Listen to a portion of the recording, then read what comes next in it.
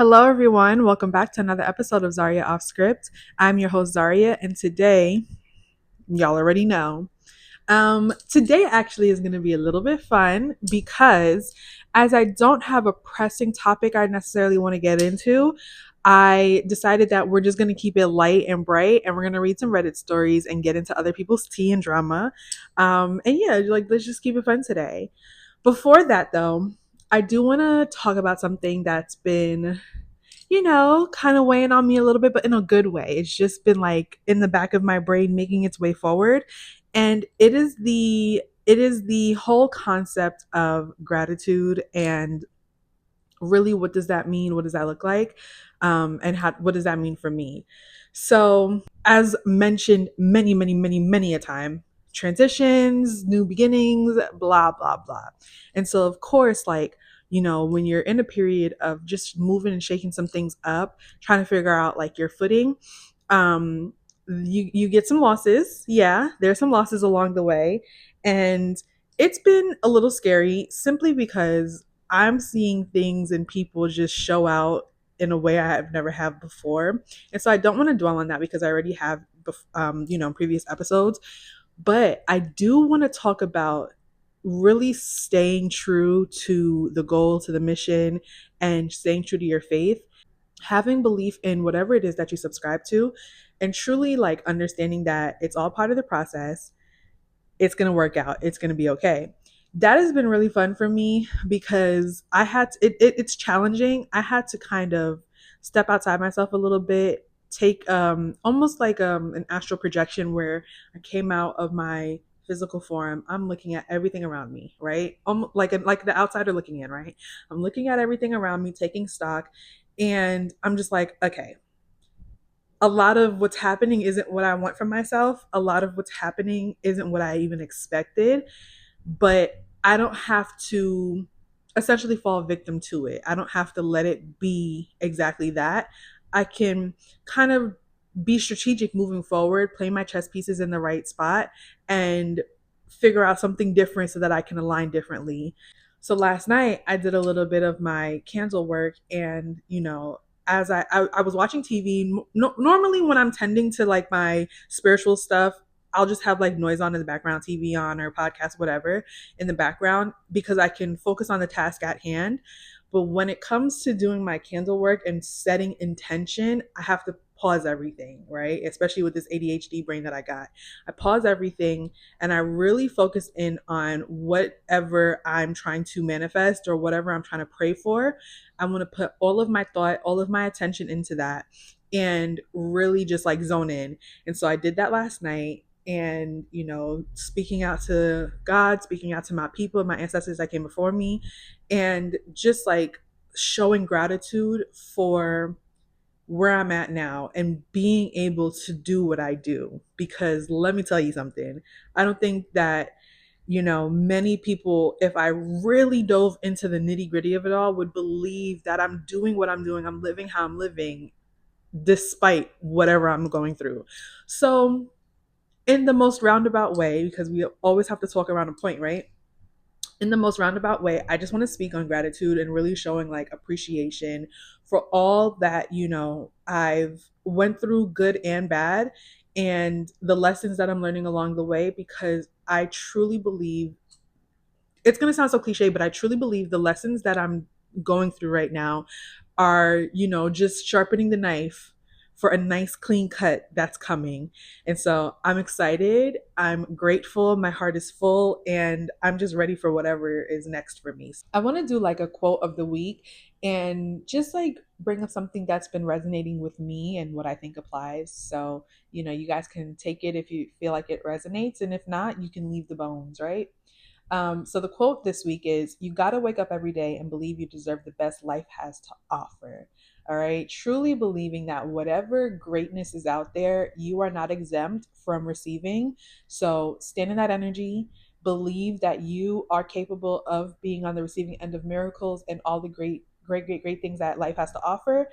And from there, just see how everything pans out for you, Okay, guys. So This week, like I said, I want to keep it light. I want to keep it tight. I want to read Reddit stories just to, no crazy topics. So we're going to be pulling from different Reddit forums and getting into other people's business. Am I the asshole for being a little happy about my wife's turmoil? I, 42 male, recently caught my wife, 41 female, in a highly sexual, emotional affair. They both work remote and are confident there was nothing physical, not that it matters here. She since said she no longer loves me and wants a separation. Also, in that time, she has been moved under her wannabe lover as her manager. She had a big fat smile when she told me. Now to the good stuff. Last week, her department's boss was fired. Today, she tells me, "You got your wish." B, her guy, is now on the chopping block, and I'm being transferred to another office, and have to take a drug test, and I might lose my job. She smokes weed. This is not my wish. I am well aware of the effects this could have on me in the face of the divorce, but I cannot help but smile. Is this karma? Does the universe really have my back on this? Am I the asshole for being kind of happy all her BS with the guy has burned for good? And then there's an update. Two updates. So before I read the updates, let's just answer the question, not the asshole. Because are you kidding me? Like, I don't know what it is about these couples or what it is about these people, but to have so much gall and vim to come in my face and tell me, yeah, I'm seeing somebody else, and what are you gonna do about it? Oh my god, like people are so insane. And like, I call back to last week, I am such a huge proponent on karma. I do believe sometimes you have to be people's karma, but sometimes the universe does it for you too. Like sometimes you really just got to sit back and let it happen, right? So it's like, I I do not think you're the asshole. I think that God really is looking out because that's rich. But it's crazy to me because for you to be like, well, you got your wish. How is that my wish? You are doing nonsense. You're out there doing craziness with your coworker. Nonetheless, they always tell you don't sleep with your coworkers. But also, if you're a manager or you have a subordinate, you extra shouldn't be messing with your subordinate. Like I don't know what that's about. So that deflection of you got your wish, girl. I don't know what to tell you, but good for her. Like literally good for her. Okay, so first update. I went to her parents' house, spoke with her mom. We've been together so long, they're like my parents. I won't talk to my mom, she's a gossiper. Her mother is great. She thinks she's just confused and doesn't feel good about herself. She's heavier than she used to be, other issues too. I can't keep my hands off her still, but that isn't enough for her to know I love her. Her mother thinks she doesn't love herself, and this has nothing to do with me. She called her mother before I got there, told her she's afraid I'll never trust her again. I don't know how to be any clearer. I will do whatever it takes to keep my family together. First mistake. Because for you to now be backtracking on some, I don't know if he's ever going to trust me, I don't know what to do, but you were so confident in your choices and what you were doing that it wasn't an issue before. Now that you're in the face of losing your job and essentially your lover, now it's, I don't know what I'm going to do, babe. Like you didn't have the energy before. And I'm in no business or position to tell someone don't go back and fight for your family, because I've been situation shipped to the death of me, right? So as much as I love hard, I don't know what it's like to be married to someone and have a commitment.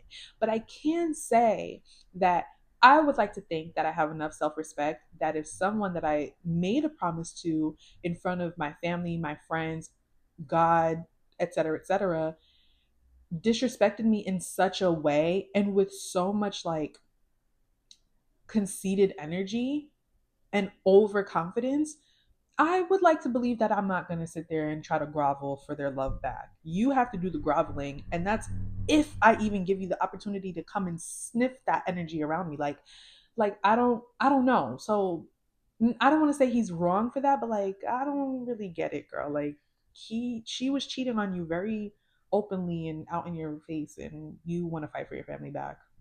Okay. Update 2. Was just talking to my wife. She openly admitted to sending him an apology today. He was kind, but basically told her she's a piece of shit. Apparently, he offered to talk to me if I'm up for it. I might actually get to know if she's being fully honest. Or is this a sham? Shit's about to get real. Again, Okay. Okay. Like no, like don't do that. Don't talk to the other person. If it's going to offer comfort, sure, but like you have the answers that you need already. More than anything, you know that she's been cheating on you. You know that it was emotional, and you know that there was some sexual aspects to it, whether it was physical or just like sexting, whatever, right? I feel like now talking to the person that she was cheating with is just room to breed just more negative looming energy on yourself and putting you in a more like weird place, because you'll do the thing that's inevitable of comparing yourself, and for what? Like you're trying to put the pieces together, but for the most part the picture is already painted. So now I just feel like it's an unnecessary step, but I can't tell someone how to process grief and process such emotion for their own like betterment, you know? So not the asshole for wanting, for feeling like good for you. Great that you're losing your job. Great that you're losing your lover, even though you're married to me. Not the asshole. Also, not the asshole for wanting to fix your family, but like also, like stand up a little bit. That's my answer. Not the asshole, not the asshole. Stand up. Lots of love. All right, guys. So next story also comes from Am I the Asshole? But this one is kind of juicy. It's a little long, so bear with me, but it's juicy. Am I the asshole for telling my brother he needs to stop getting women pregnant like it's a hobby? I, female 24, have an older brother, male 27, who's been a little too confident for his own good. He got a solid job, makes good money, and loves to talk about how he takes care of his responsibilities. And to be fair, he does take care of his kids financially, at least. He's got 3 kids by 3 different women, and his current girlfriend of 2 years is pregnant with their fourth. Every time someone mentions it, he acts like it's something to be proud of, like he's building a legacy instead of a mess. My parents baby him way too much. They go on about how he's stepping up and doing the right thing, but honestly, I'm over it. He's not a bad guy, but he just keeps making the same mistake over and over, and everyone just shrugs it off because he's not broke. My mom started talking about how it's a blessing that he's such a devoted father. I couldn't help myself. I said, he's not devoted, he's just consistent at knocking women up. At this rate, he'll need a group chat just to schedule Father's Day. The room got quiet. My brother laughed at first, but then he said, "You don't understand. I take care of my kids. None of their moms have to struggle." I told him, "That's great, but maybe you should stop giving out child support before you run out of checks. Being a good dad doesn't mean you have to keep creating new families." He didn't yell or storm out. He just gave me this annoyed look and said, "You really don't get it," and went back to eating. My parents told me later I was out of line and that I should have kept my mouth shut because he's doing fine. But I don't think he's fine. He's 27 with 4 kids by 4 different women. How is this fine? Am I the asshole for telling my brother that just because he can afford his choices doesn't mean he should keep making them? Perfectly said at the end. Not the asshole. And actually, you didn't go far enough. And I, this is perfect. I made a TikTok video about, funny enough, I was wearing this exact same shirt in the TikTok video.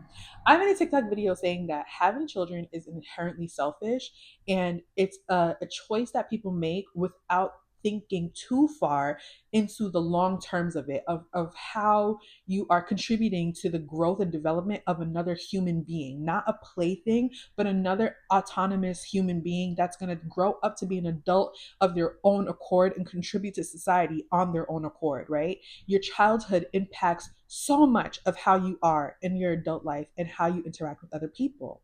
That aside, perfectly said, just because you can afford it doesn't mean you should just keep going and fucking down the place and having all these kids. You're creating broken homes. You're not able to show up for your kids in physically or emotionally, so you show up financially. Kids don't need just the financial support, just like they don't need just emotional support. They need a balance of both. But if you can't be present enough to show up emotionally for your children and contribute in their life in such a meaningful way as a father, what are we doing? You're just again, you're just creating a bunch of broken homes and having a bunch of pets running around. Not saying that that's what these kids are, but that's how you're treating them. You treat them like you're just buying puppies or you're buying a bunch of birds or fish. They're children. They're human children.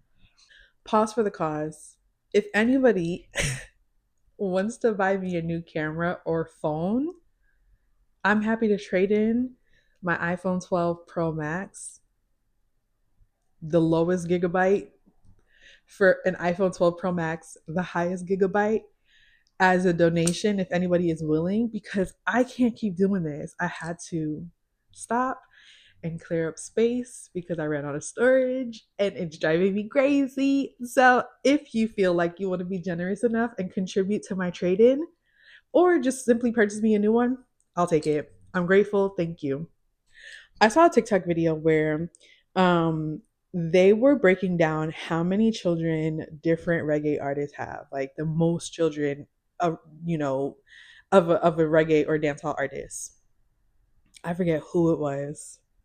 One of them, I think he was number one, 41 kids and like 20 or 30 different baby mamas. Why? Why? Why? Like, I don't understand. Okay, this is the other theory that I've been pondering on and I've talked about in the past, but it contributes to how parenting, a lot of parents treat boys as if they're easier to raise, and it's because they don't raise their boys. They just put some clothes on them, send them off to school, stay out of the streets, right? That's it. With girls, it's you need to succeed in this, and you need to do this, and you need to da da da, and you're strict, and you teach them how to clean, you teach them how to cook, and all of these different things, because you're trying to set them up for marriage, and also make sure that they don't have babies too young, but you're not setting them up how to be like a successful, autonomous human being, individual of you.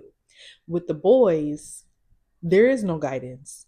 It's stay out the streets and don't bring home no babies to my doorstep. And do they listen? No, because has there ever been any guidance or discipline in the past? No. So now you have a bunch of men running around fucking up the place, having a bunch of kids doing exactly that, bringing babies to your doorstep, or not, because then they are deadbeats and they aren't a part of their children's lives. And so now it just continues the cycle of creating resentment in these children. They hate their moms because their dad didn't stick around. Then they grow up and then they have, their own broken families, and so on and so forth. We need to open the schools. We need to start back with programs and rec centers, and we need to be as involved in our sons' lives the same way we are with our daughters. You have to be able to instill values and morals and principles in your sons the same way you do with your daughters, because now you have a 27-year-old with four different kids, four baby mamas, thinking just because he makes 100K a year, or under or over whatever, he can do that. Do you understand that you're not raising a guinea pig? You're raising children. Your children need children need fathers and mothers in the home, and not to say like under all circumstances that's the case, right? Sometimes the parents don't need to be involved, but most often than not, they do, because it's a pivotal part of raising your child. It's important. It's imperative for your mother figure and your father figure to be in your life, and it's even better when it's the mom and the dad, the biological mother and biological father. Like, oh my god, it's frustrating, but unfortunately that is the reality of the situation. Not the asshole for calling him out, and I'm glad she did it, because clearly the parents are, I don't know what the issue is. No, we know they don't treat their sons the same way they treat their daughters. So they think because he's making enough money, it's a blessing. It's a great thing. Nothing is a blessing about creating four different broken homes, babe. Because who's to say he's gonna stick around with baby mama number four? Yeah, it's been 2 years y'all together, but he got a track record of three before him that he could have made work and he didn't. So I don't know. Fourth time's a charm. I don't know. Not the asshole. Okay, so our next story comes from True Off My Chest, and it reads: My son asked me why I didn't hug him anymore. For context, my son is 14 and I'm his dad. Yesterday, I was watching TV on the couch and he came in and sat beside me, like right up against me. I asked what was up. He said nothing. A few moments later, he says, I guess I was wondering if maybe I could get a hug. I say, sure, why do you ask? I was just curious if something was wrong. He says, I don't know. I guess you never really hug me anymore. I tell him I'm sorry and I give him a hug. We hug for a while. Honestly, it felt a little bit more awkward. I'm not sure why. All in my head, I guess. When we let go, I see a tear. I ask what's wrong. He says, nothing. It just felt nice. I'm sorry. I say it's okay. I ask if he wants to sit with me for a bit. He says okay. He sits beside me, and I put my arm around him and we watch TV in silence. I felt tense at first, but I started to relax a little over time. The next morning, I go and I give him a hug. He says, it's okay. You don't have to hug me all the time or anything. I say I want to. He hugs me back. Anyways, I guess I'm a terrible parent because my own son has to ask me to hug him and act like I care about him, and for some reason, I feel weird hugging my own son. End of rant. You see what I'm saying? Now, this particular parent, I don't necessarily want to like kick while he's down because I don't think he did anything intentionally wrong, but it really is a thing of there's no emotion or love shown to our boy children. Um, so they go out into the streets looking for it. Again, talking about another rant I went on, but I was just kind of venting my feelings about something separate of all of this, but it all ties together, right? A lot of men don't grow up with their fathers in the home. And so, let's say they have a bunch of aunts or they have their grandmothers and the mom raising them, a ton of female figures in their life doing the best they can with what they got, word to Mariah Carey. You now grow up as an adult and you look for the male energy and the male figure that was absent in your adolescence. You look for that in your adult life, but you go to the wrong people. You're looking in the wrong direction because the people that you gravitate towards more often than not are also pieces of shits with no daddy in the home too. So it's just a perpetual cycle that just keeps going, right? Now, to this particular story, it's just so conditioned in us to not be affectionate with our boy children, especially with dads and their sons, because you're a man, you're a boy, fix up yourself, right? Boys don't cry, boys don't. And that's how you create resentment in your children and your boy children for them to start acting out and lashing out. And then it also goes into like they start to treat their female counterparts, their girlfriends, their girl best friends, their girlfriends, whatever, like their female friends, whatever. They just treat them in a way that shows kind of like a little bit of callous, like they're just not soft and understanding to what like how to treat the women in their life. So, you know, we need to start to do better by our boys. And not even just for other people, because I'm realizing I'm talking a lot about how it affects other people. It is a big issue, but just on the tip of like, do better by your boys. Boys, and I'm talking little boys, they need love too. They need to be shown affection. And who better than to show them what true love and affection in a healthy manner can look like than their father. You understand what I'm saying? Or their grandfather, the uncles. Like you have to be able to create healthy environments or environments that, exude love and affection in a healthy way for them to see it and therefore display it on their own. Guys, let's stop being so mean to our boy children. I don't know. Put a little bit more effort in and just show them how to be a proper human being first and then a man after. Okay, so this is our last story of the episode. Thank you guys for being here with me and doing this. This one I'm going to put a trigger warning because it talks about suicide and self harm. So if that's something that you can't handle, you can either fast forward to the end or just click off. This is your time. I'm letting you know now. This one comes from Chew Off My Chest also, and it reads, I left a suicide letter on read. I think I'm a horrible person. I was friends with a girl for a decade. I ended our friendship about a year ago, and I had felt used and manipulated for a long time, and it was taking a toll on my own mental health. A couple months ago, she contacted me. She told me how horrible her mental health had been since I abandoned her. She blamed me for other friends also distancing themselves from her. She told me she was simultaneously going through postpartum depression and relationship issues. She told me how heartless I was for leaving her at her lowest point in her life. After everything, I stood my ground and again explained why I couldn't have her in my life. A couple weeks ago, she contacted me again. She told me she missed me and asked if we could talk. I told her I wasn't ready for that. A couple days ago, she contacted me again. She told me she was going to call me and that she hoped I would answer just to talk. I let the call ring. I didn't answer or respond to her message. A couple hours later, I got a suicide letter. I contacted her family and her local crisis hotline for a wellness check.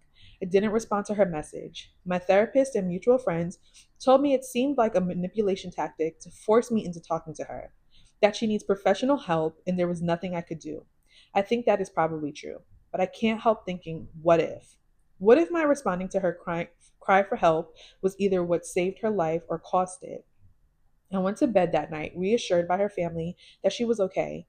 What if it went bad knowing that that was her last day on earth? Wouldn't a good person have responded no matter what? I feel like I learned something about myself in this situation, and I'm struggling to forgive it. I'm selfish, cowardly, apathetic, immoral, bad. Let's just get right into it. Obviously, you see, I have a pattern here. I like to relate the stories to my own life, right? There was a relationship, situationship, whatever that I was in where it was abusive and the person was severely mentally unwell, and he would blame a lot of his own wrongdoings on me, and how if I stopped talking to him he would commit suicide, and or he would commit self-harm, whatever, right? And of course, in the moment, being someone who is overly empathetic, I would always run to like save the day and try to like essentially talk him off the ledge. And so as I started to grow a little bit more and understand what was happening, I had to realize that my involvement with this person wasn't a determining factor on whether they decided to essentially kill themselves or not. And I couldn't let that be an excuse or have him use that as leverage on his life. Like my involvement in your life isn't going to be the leverage that you use on whether you live or die. Like it just wasn't fair, because it like you're putting way too much responsibility on me, right? But also that is manipulation, because it was the best way he could think of how to control our interactions with each other. And essentially, like, when he was ready to break up, nobody could say anything, but when I was ready to walk away and break up, now it's I'm going to kill myself, and that's just unfair. So now, relating it back to this situation, I don't think this person is apathetic. I don't think they're amoral. I don't think they're a piece of shit or cowardly. I think that they did the right thing, because you already mentioned why you guys broke up as friends. You already stated, and clearly you told her too. You already stated that you think that it had something to do with manipulation and just like trying to um control the situation or the dynamic between you two. So walking away was the best option. After that, and seeing that, not discounting that she was dealing with some mental health issues on top of postpartum depression, which most people, unless you're a mom, they'll never understand what that's like, even myself. That doesn't excuse the tactics that she's taking now, though. That doesn't mean that just because you're going through your postpartum, or, separate of that, because clearly it was an issue before, um, your mental health issues cannot be my responsibility. All of us have something that we're dealing with. Everybody has something that they're battling. You cannot make it the next person's problem.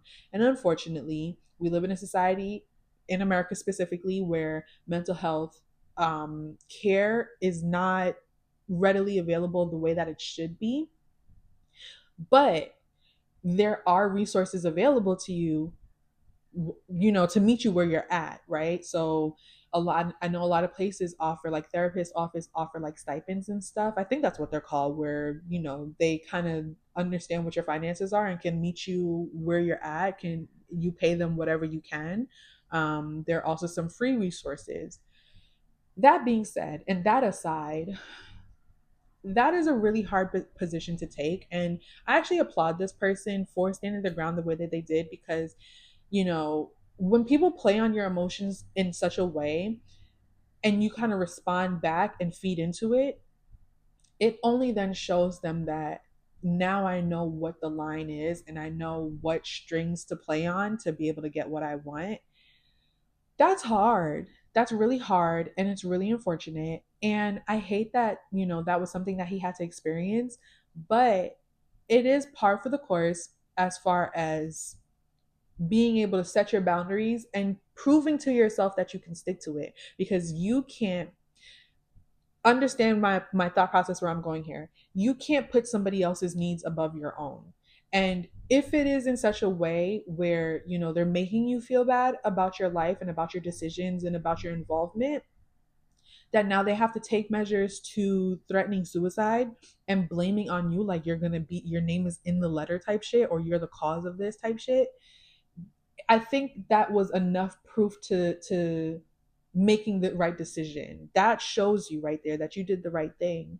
I hate that they went through that, and even for myself, like I don't want to go through that ever again. And I hope that nobody close to me and whoever else, I hope that's something that you don't ever have to experience, because it is hard, it is rough, but like you can't be the villain in this person's story. The true villain is their poor mental health, and the people that were supposed to, like, had a responsibility of being there, i.e. your parents and your baby dad, I don't know.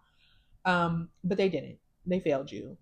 Or maybe, as a child, the adults in her life, they failed her, and it led her to where she's at now. Not an excuse, more just context. But I feel for him, and I'm glad and I'm proud that he made the decision to stand his ground and set those boundaries and not fall off them. And so, I hope that from this post he's kind of like made peace with his decision, and he isn't beating himself up anymore, because it's not necessarily his fault. And so he should be proud that he was able to do what he did, which was reach out to the family and reach out to a crisis hotline and then leave it at that. And he has to move on with his life. All right, guys. So this is the end of Zarya Off Script. Thank you guys so much for coming to this episode, and I hope you enjoyed this one since we did it a little differently. And I hope to catch you at the next one. Bye.